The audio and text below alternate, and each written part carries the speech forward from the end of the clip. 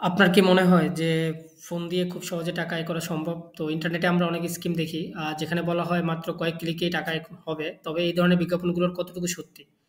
আর আসলেই কিভাবে ফোন দিয়ে ঘরে বসে বৈধ উপায়ে টাকা আয় করা যায়? আজকের ভিডিওতে আমরা এই বিষয়গুলো নিয়ে বিস্তারিত আলোচনা করব। ভিডিওটি পুরোপুরি দেখুন কারণ এমন কিছু সত্যিকার উপায় আমি বলব যা দিয়ে আপনি বাড়িতে বসে অবশ্যই আ আ আয় শুরু করতে পারেন।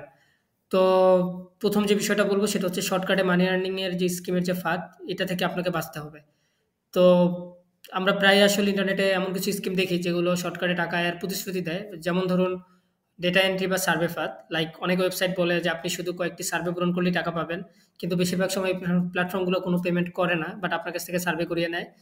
দেন যেটা সেটা হচ্ছে যে অ্যাপ ডাউনলোড বা সাবস্ক্রিপশন ফাঁদ। আপনাকে এমন কিছু অ্যাপের কথা বলবে অনেকে যে এবং বলবে যে সেখানে আপনি রেফারেলের মাধ্যমে টাকা পাবেন। তো বেসিক্যালি আপনাকে ১ম এ তারা সাবস্ক্রাইব করতে বলবে তাদের ওই পার্টিকুলার অ্যাপটিতে এবং তারা আসলে আপনি যখন সাবস্ক্রাইব করবেন, তো সেখানে দেখা যাবে যে আপনার কাছ থেকে একটা অ্যামাউন্ট তারা নিয়ে নিবে। কিন্তু বেসিক্যালি আপনাকে তারা কোনো পেমেন্ট করবে না। তো আপনি আসলে যে আশায় সেই অ্যাপটি ডাউনলোড করেছেন বা সাবস্ক্রাইব করবেন, যে আপনি কিছু টাকা ইনকাম করতে পারেন হয়তোবা রেফারেলের মাধ্যমে। বাট সেগুলোর কিছুই হবে না। উল্টা আপনার কাছ থেকে টাকা চলে যাবে। তো এই ধরনের আ স্ক্যাম অ্যাপ থেকে আপনাকে সাবধান থাকতে হবে। ৩ নাম্বারের যে পয়েন্টটা সেটা হলো যে আপনার ব্যক্তিগত তথ্য চুরি।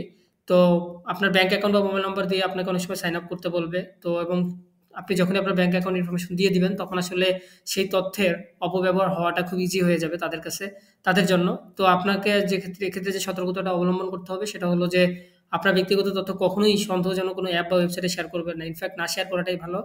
কোনো ওয়েবসাইটেই শেয়ার না করা ভালো কারণ এটা অনেক বেশি রিস্কি। আর আপনার ব্যাংকের অ্যাকাউন্ট ইনফরমেশন একবার যদি কারো কাছে চলে যায় তাহলে আসলে আপনি বুঝতেই পারছেন যে আপনি কত বড় ঝুঁকির মধ্যে পড়ে যাবেন। তো শর্টকাট ছেড়ে আসুন এবার আমরা কিছু বাস্তবিক উপায় যে সত্যিই আসলে কিভাবে ঘরে বসে টাকা ইনকাম করা সম্ভব। তো আসুন দেখি কিভাবে আসলে আপনি এটা করতে পারেন। তো ১ম যে উপায়টা বলব সেটা হলো ফ্রিল্যান্সিং। আপনার যদি কোনো দক্ষতা থাকে যেমন ধরুন graphic design, web development, content writing তাহলে আপনি Upwork, Fiverr কিংবা ফ্রিল্যান্সার এর মতো প্ল্যাটফর্মগুলোতে কাজ শুরু করতে পারেন। শুরুতে আপনার প্রোফাইল ভালোভাবে তৈরি করতে হবে এবং ছোট, ছোট কাজের আ বিট করার মাধ্যমে আপনি আপনার প্রোফাইলটাকে আরো বেশি আ ভারী করে তুলতে পারেন। যেটার মাধ্যমে আপনি আরো অনেক বেশি কাজ পেতে পারেন।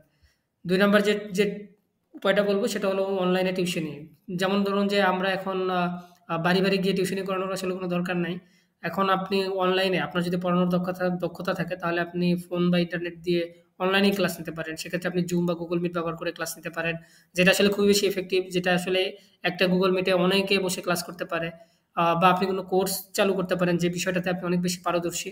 তো এভাবে আসলে আপনি অনলাইনে যদি টিউশনি করান বা সেক্ষেত্রে দেখা যাবে যে আপনার ভালো একটা আর্নিং হবে এবং সেক্ষেত্রে আসলে আপনার ইনভেস্টমেন্ট একদমই 0 কারণ এখানে আপনার কোনো বাসা ভাড়া নেওয়া লাগতেছে না। আপনার ফিজিক্যালি গিয়ে আ আপনার আ কষ্ট করে পড়ানো লাগতেছে না। আপনি জাস্ট অনলাইনেই বাসায় বসে এটা করতে পারছেন।